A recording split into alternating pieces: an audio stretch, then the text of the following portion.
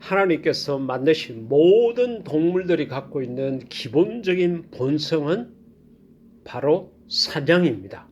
사냥이라는 것은 먹고 살기 위한 하나의 수단이고 방법이고 과정이고 목적이라고 할 수 있습니다. 만약에 동물들에게 이런 욕구가 없다 그러면 전부 다 배고파 죽었고 이 땅에 아마 존재하지 않을 겁니다. 사람도 역시 마찬가지죠. 사람도 먹고 살기 위해서 자신의 시간과 재능과 노력을 투자하고 때로는 몸이 감당할 수 없을 만큼 필요함에도 불구하고 그 일에 얽매이는 경우가 참 많이 있습니다. 이처럼 동물은 동물대로 사람은 사람대로 그 본성이 있습니다. 그렇다 그러면 우리가 믿는 하나님의 본성은 무엇일까요? 여기에 대해서 요한일서 4장 7, 8절에서 하나님의 본성은 사랑이다 그같이 이야기를 하고 하나님이 사랑이시기 때문에 하나님을 알지 못하면은 사랑을 알지 못하고 사랑을 알지 못하면 또 하나님도 제대로 알 수 없다 이같이 이야기를 했습니다. 그렇습니다. 우리가 믿고 있는 하나님의 본성은 사랑입니다. 그렇다 그러면은 성경에 보니까 하나님께서 이런저런 모양으로 사람들을 많이 죽게 만드셨던데 그것도 사랑인가요? 그같이 말할 수 있을 것입니다. 그렇습니다. 성경 전체적으로 보면은 하나님께서 가장 많이 하신 일이 살리는 일을 하셨습니다. 두 번째로 많이 하신 일이 죽이는 일도 많이 하셨어요. 여러분 가령 노아의 홍수 때를 생각을 해 보십시오. 이 지구상에 있는 모든 사람, 노아를 비롯한 8명의 가족 외에는 이 땅에 있는 모든 사람들이 다 죽게 했습니다. 사람뿐만 아니죠. 동물이나 생명들 수많은 것들이 죽었습니다. 그때 죽은 숫자가 얼마나 많을까요? 그 외에도 하나님께서 때로는 진노하시고 분노하셔가지고 지진이 일어나기도 하시고 여러 가지 모양으로 사람을 죽게 만들었습니다. 그럼 이것도 하나님 사랑인가? 하나님의 본성이 사랑이 정말 맞는가? 그렇게 우리가 의구심을 가질 수 있습니다. 이름만 들어도 유명하신 어느 대학 교수분이 계십니다. 그분이 구약 성경을 이렇게 보다가 그와 같이 이야기를 했습니다. 구약 성경에 나타나 있는 하나님은 깡패 하나님이다. 왜? 하나님께서 보니까 포로로 잡혀가게 하시고 죽게 하시고 병들게 하시고 고통 중에 있게 하고 막 그런 것들만 그 교수가 생각을 한 것 같아요. 그리고 그 뒤에 있는 하나님의 사랑은 몰랐습니다. 자, 우리의 부모님들을 생각해 볼까요? 여러분, 우리가 성장하는 과정에서 부모님에게 혼나지 않고 매맞지 않고 그렇게 자란 사람이 누가 있나요? 부모님으로부터 정말 듣기 거북스러울 만큼 심한 욕도 듣고 때로는 내가 감당할 수 없을 만한 회초리를 맞고 그렇게 하며 자랐습니다. 그런데 그렇게 우리에게 여러 가지 모양으로 힘들게 했던 부모님이 나를 싫어하고 미워해서 그렇게 했느냐? 아니죠. 우리를 사랑하니까 잘못한 것을 고쳐야 되겠다고 생각하신 거고 우리를 사랑하니까 그렇게 살면 안 된다고 우리를 훈계하신 것입니다. 하나님 역시도 마찬가지입니다.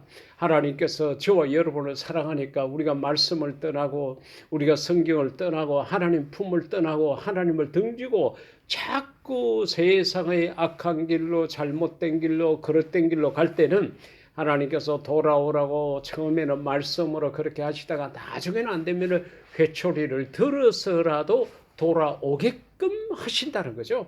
그게 하나님의 사랑입니다. 그런데 하나님께서 이와 같이 우리를 사랑할 때에 말로만 우리를 사랑한다 이렇게 말씀하시지 아니하고 같은 요한일서 4장 90절에서 요한은 그럽니다. 하나님의 사랑이 우리에게 이렇게 나타난 바 되었으니 하면서 하나님께서 독생자 예수님을 우리를 위해 이 땅에 보내주셨다. 그같이 이야기를 합니다. 그러면서 사랑은 여기 있으니 우리가 하나님을 사랑한 것이 아니요 하나님이 우리를 사랑하사 우리 죄를 속하기 위하여 화목 제물로 그 아들을 보내셨다. 이렇게까지 말씀을 하신 것입니다. 그러니까 하나님께서 저와 여러분을 사랑하시되 말로만 그렇게 사랑한 것이 아니라 아주 귀한 독생자 예수님을 우리를 위해서 이 땅에 보내주셨다는 거죠. 그냥 우리를 잠깐 만나고 오라 그것이 아니라 우리가 감당할 수 없는 모든 죄를 십자가에서 다 감당하고 죽도록 하기 위해서 이 땅에 보내주셨다는 겁니다. 우리가 사랑하는 사람이 있으면 무엇이든지 주고 싶지 않습니까? 그 사람에 대한 사랑의 강도가 강하면 강할수록 귀한 것을 줍니다. 내가 갖고 있는 물질은 두말할 것도 없고 나중에는 그를 위해서는 목숨까지도 줄 수 있습니다. 하나님은 독생자 예수 그리스도의 목숨까지 저와 여러분을 사랑하셔서 이 땅에 보내주셨다는 것입니다.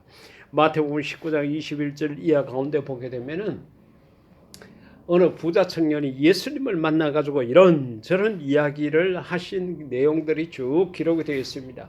이 부자 청년은 영생에 대해서 관심이 있었습니다. 이 땅에서도 그 젊은 나이에 그만한 권력을 가지고 있고 힘을 가지고 있고 많은 돈을 가지고 있었기 때문에 내가 죽어서도 잘 살아야 되겠다는 생각을 가졌던 것 같아요. 그래서 예수님을 만났습니다. 내가 어떻게 해야 영생을 얻을 수 있겠습니까? 예수님께서 말씀하시기를 이런 계명들을 지키라. 그가 이야기를 합니다. 그것은 내가 어려서부터 다 지켰습니다. 그럽니다. 그때 예수님께서 하시는 말씀이 한 가지 부족한 것이 있는데 너가 가지고 있는 내 소유를 팔아가지고 가난한 사람에게 주라. 그같이 이야기를 했습니다. 부자 청년이 그 이야기를 들으면은 상당히 충격을 받을 수밖에 없었습니다. 왜냐하면은 자기가 열심히 일해서 번 것도 있겠지만 아직 젊은 나이니까 자기가 노력했다기보다는 부모로부터 물려받은 재산이 많았을 것입니다. 그런데 그것을 가난한 사람에게 주라. 그 가난한 사람에게 주게 되면 하나도 자기가 보답을 받을 길이 없습니다. 그런데 그들에게 주라고 그러니까 마음에 걱정, 근심하면서 예수님을 떠나갔다는 거예요. 다시 말하면 사랑이라는 것은 희생이 들어가야 됩니다. 내 물질을 희생할 줄 알고 내 시간을 희생할 줄 알고 나의 모든 것 목숨까지도 희생할 줄 알아야 된다는 거죠.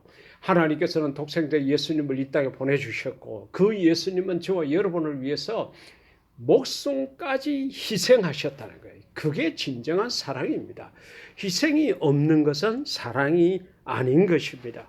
여러분 미국에 가시게 되면 록펠러 재단을 많이 듣게 되고 또 뉴욕에 가시면 보게 되잖아요.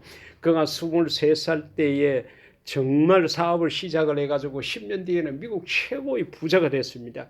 그런데 안타깝게도 20년 뒤에 아주 무서운 병에 걸려가지고 머리카락이 다 빠지고 탈진 상태에 빠지게 되고 우유 한 컵과 비스켓 몇 조각 먹는 것이 그의 일용할 양식이 될 정도로 어려웠습니다. 근데 그가 성경 속에서 받는 자보다 주는 자가 복되다는 말씀을 듣고 그는 나눠주기를 시작을 했습니다. 하나님께서 놀랍게 그에게 역사하셔가지고 그가 98세까지 살았습니다.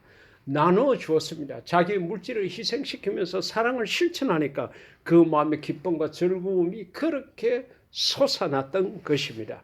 사랑하는 성도 여러분, 우리는 정말로 하나님의 본성을 닮은 제자가 되어야 됩니다. 예수님께서 요한복음 13장 34절 이하에서 너희도 서로 사랑해라. 너희가 서로 사랑하면은 모든 사람이 너희가 내 제자인 줄 알리라. 그같이 말씀을 하셨습니다. 여러분 우리가 예수님의 제자라는 신분증이 없지 않습니까? 그런데 우리의 신분증으로 나타날 수 있는 것이 있는데 그것이 사랑이다. 너희가 서로 사랑해라. 그렇게 사랑하게 되면은 세상 모든 사람들이 내 제자인 줄 알게 될 것이라고 이야기를 했습니다. 고린도전서 13장 13절에서는 믿음, 소망, 사랑 이 세 가지는 항상 있는데 그 중에 제일은 사랑이라고 했습니다. 예청자 여러분, 우리의 마음속에 넉넉한 사랑이 필요한 시대를 살아가고 있습니다. 세상 모든 사람들이 사랑에 굶주려 있습니다. 어린아이들로부터 노년에 이르기까지 사랑이 자꾸 바닥이 나고 있습니다. 이때에 예수님을 믿는 우리 모두가 넉넉한 사랑을 나타내어서 정말 세상 모든 사람들이 우리가 예수님의 제자인 것을 인정할 줄 아는 그런 시대가 올 수 있기를 인류 최대 멋쟁이신 예수님 이름으로 축복합니다. 아멘.